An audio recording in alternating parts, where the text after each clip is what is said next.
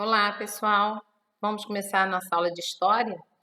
Nós vamos dar continuidade ao capítulo 6, que fala cultura, lazer e trabalho nas cidades. Sobre o trabalho, nós já conversamos, mas como nem só de trabalho vive o homem, hoje nós vamos falar sobre cultura e lazer. Vamos lá? Nem só de trabalho vive o ser humano. Gilberta vai começar na página 26, ó. Vamos lá? Nem só de trabalho vive o ser humano. Para termos uma vida equilibrada, é preciso uma dose igual de trabalho e lazer.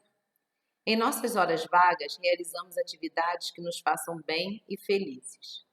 As pessoas possuem gostos distintos, portanto, seu momento de lazer pode não ser o mesmo que o do seu colega. Há quem prefira passar um tempo sozinho, ler um livro, ver um filme, jogar videogame ou praticar algum exercício físico. No entanto, existem pessoas que gostam de estar com outras pessoas e escolhem frequentar bares, cinemas, boliches, parques, clubes e festas. As cidades oferecem todo tipo de lazer, tanto para as pessoas que preferem estar sozinhas, quanto para aquelas que gostam de ambientes com muitas pessoas. É dever dos governantes garantir que os cidadãos tenham acesso a espaços e atividades culturais e de lazer que sejam gratuitas e de qualidade. Mas o que é cultura? O que é lazer? Cultura compreende todos os conhecimentos, práticas, crenças, leis morais e hábitos em geral que fazem parte de um grupo de pessoas ou de uma sociedade. Lazer é o tempo livre que uma pessoa utiliza para realizar atividades prazerosas. É possível afirmar, portanto, que as atividades de lazer de uma cidade, estado ou país estão relacionadas à cultura daquela região. Se uma cidade tem a cultura de preservação ambiental, por exemplo, nela haverá espaços verdes preservados, parques e locais em que os cidadãos possam estar em contato com a natureza. Se uma cidade tem a cultura de cuidar da saúde, haverá ciclovias e espaços de práticas gratuitos para a prática de exercícios, por exemplo. Qual é a cultura da sua cidade? Quais espaços de lazer e cultura você encontra nela? Meus amores, marca texto nessa página toda, por favor. Vamos lá? Aqui, olha, está mostrando, né, qual é o lazer, né, de algumas cidades. O lazer aqui, ó, esse aqui está mostrando o Teatro Municipal do Rio de Janeiro. Segundo o site do Plano Nacional de Cultura e do Ministério da Cultura, espaços culturais como museus, teatros, salas de espetáculos, arquivos públicos, centros de documentação, cinemas e centros culturais são locais de trocas e de disseminação da cultura. Eles contribuem para democratizar a cultura e para integrar populações, tanto de áreas periféricas como centrais, pois oferecem aos cidadãos acesso a bens e serviços culturais. Por esse motivo, os espaços de cultura e de lazer são essenciais para que a população de uma cidade tenha uma vida com qualidade, tolerância e menos desigualdades sociais, pois esses espaços dão voz às comunidades carentes e excluídas e dão visibilidade às expressões culturais que não são muito vistas nas grandes mídias. Esses espaços nos mostram novos gêneros musicais, danças, comidas, expressões populares e jeitos de falar que compõem a cultura da nossa cidade ou país. É importante ressaltar que o seu espaço de lazer pode ser um ambiente de trabalho de alguém, o que reforça a importância de todas as profissões para o bom funcionamento da nossa cidade. Entretanto, o local onde encontramos esses espaços podem reforçar as desigualdades sociais. Você se lembra dos bairros periféricos? Nesses locais afastados do centro da cidade, vivem pessoas carentes de dinheiro, de saneamento básico e de voz e de direitos. Se o governo local não é democrático, provavelmente não haverá espaços de cultura ou eles serão escassos nesses bairros pobres, da mesma forma como se negligencia também a saúde e a educação dessas pessoas. É importante que todos os espaços de lazer pagos e gratuitos, como cinemas, museus, parques, shoppings, teatros, bares, ginásios, praças, etc., busquem democratizar o seu acesso, a fim de que todas as pessoas da cidade possam frequentá-los sem distinção de classe, cor, gênero ou religião. Entre os espaços de lazer e cultura, há os espaços coletivos e os individuais. Entre os coletivos, aos chamados espaços de sociabilidade. Geralmente, frequentamos espaços de sociabilidade aos quais nos sentimos pertencentes. Esses espaços não são, geralmente, compostos por pessoas que conhecemos intimamente, ao menos não a princípio, mas eles nos permitem interagir com pessoas e sentir prazer a partir dessa interação. Para entender melhor, imagine uma escola que oferece atividades extracurriculares. Nessa escola, os alunos podem, fora do horário de aulas, jogar bola, basquete, praticar natação ou vôlei. Eles também podem participar do clube de ciências, de artes, de debate, de teatro, de política, de dança ou juntar-se à banda para aprender a tocar diversos instrumentos musicais. Queridos, essa página também de Roberto, a página 28, eu peço que vocês passem marca-texto em tudo. Vamos lá? Cada aluno dessa escola tem um interesse específico e decide juntar-se a um ou mais clubes. Esses clubes são espaços de sociabilidade da escola. Assim como um bar voltado para amantes de esportes é um espaço de sociabilidade de uma cidade. Todo espaço de lazer coletivo é uma espécie de espaço de sociabilidade, pois permite que pessoas com interesses de lazer comuns interajam, isto é, socializem. Vamos passar marca-texto também nesse pedacinho aqui, por favor. Aí. Lá no finalzinho da página 29, os parques de preservação ambiental. Tia Alberta vai ler em termos de curiosidade. Entre os espaços de socialização, cultura e lazer, um dos mais importantes de uma cidade são os parques de preservação ambiental. Esses locais são essenciais para que a vida na Terra continue a existir, pois eles nos fornecem alimentos, controlam o efeito estufa, gente, desculpa, e regulam as mudanças de temperatura. Além disso, eles são campos de pesquisa importantíssimos para os cientistas que pesquisam a fauna e a flora em busca de entender melhor a natureza, compreender as relações do homem com a terra e desenvolver novos tratamentos médicos. Pode parecer exagero, mas se você reparar bem, uma árvore na calçada já mitiga o calor de um dia de verão. Por essa razão, preservar e manter o ambiente também são obrigações dos seres humanos, que precisam aprender a respeitar outras formas de vida. Os animais e as plantas merecem um espaço para viverem, assim como nós. No site do governo do estado de São Paulo é possível encontrar uma definição para parques de preservação ambiental. Aí aqui tem uma curiosidadezinha. Aqui está mostrando o Parque Nacional do Iguaçu, no Paraná, Parque Nacional de Jericoacoara, no Pará.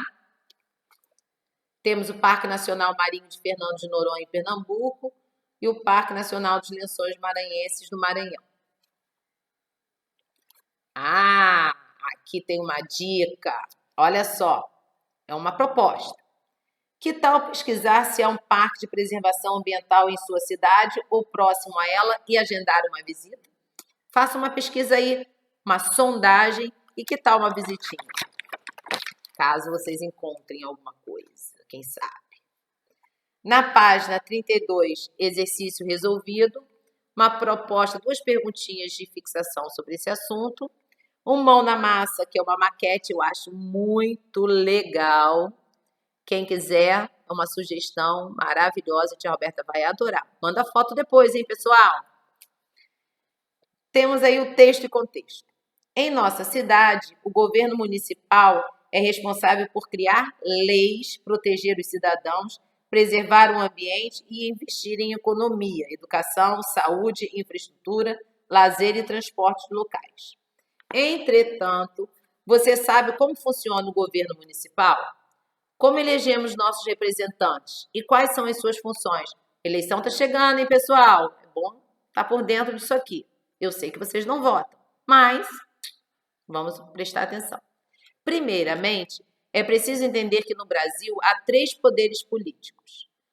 O intuito dessa divisão é tentar manter a democracia do nosso país e não concentrar as decisões nas mãos de uma pessoa só.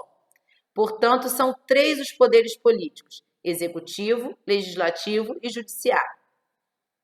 Executivo, poder composto pelo presidente da República, pelos governantes e pelos prefeitos. Legislativo, poder composto pelos deputados federais, pelos deputados estaduais, pelos senadores e pelos vereadores. Judiciário, poder composto pelo Supremo Tribunal Federal, pelos tribunais estaduais e pelos juízes municipais. Cada um desses cargos é responsável por um aspecto da política brasileira. Resumidamente, os representantes do Poder Executivo devem administrar o país, estado ou município pelos quais são responsáveis, aprovar leis e colocá-las em prática.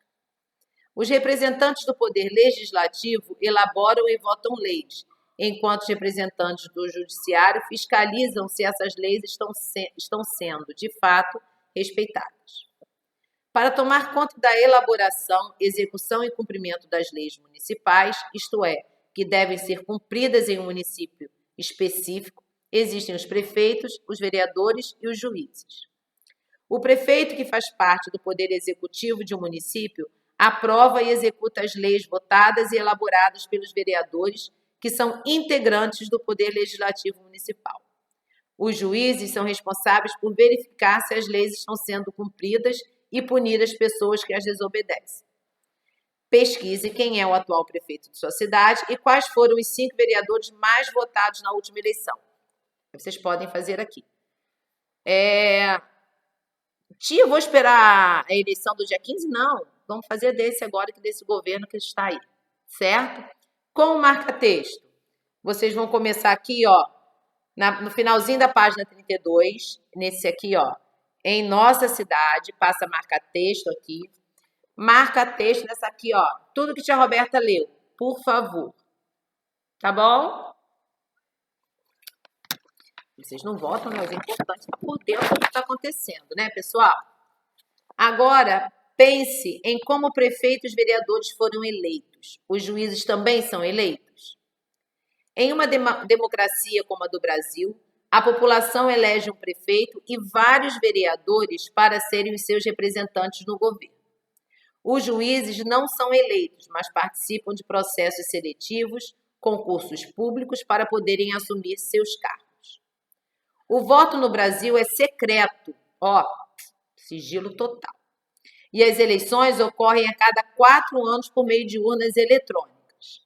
Isso significa que os mandatos dos prefeitos e dos vereadores duram 4 anos. Entretanto, o prefeito só pode se reeleger uma vez, enquanto os vereadores podem se reeleger quantas vezes forem escolhidos pelo povo.